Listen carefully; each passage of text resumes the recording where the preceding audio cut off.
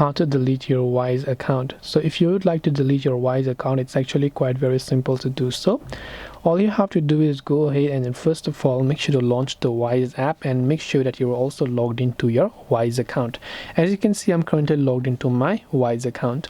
Now to basically delete our account, you need to have either a personal account or a business account. So if you tap on the profile icon from the top left, in my case I have neither. So I have neither created a personal account nor a business account, but if you have Wise account, you can choose to create a personal account to send, spend and receive around the world for less, or a business account, open an account with features built for doing businesses abroad, right?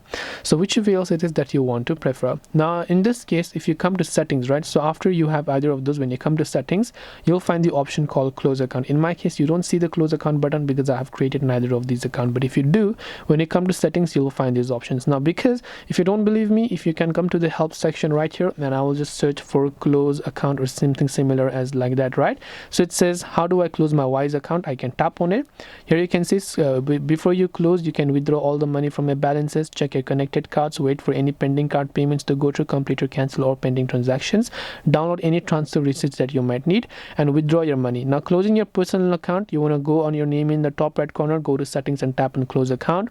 And if you want to close your business account, you can see how do I close my business account here. You can also do the same steps, go to settings and tap on the close account option. This way you should be able to close or delete your Wise account. I hope that this video helped you. If you have any questions, feel free to leave them down. Thank you for watching and see you in the next video.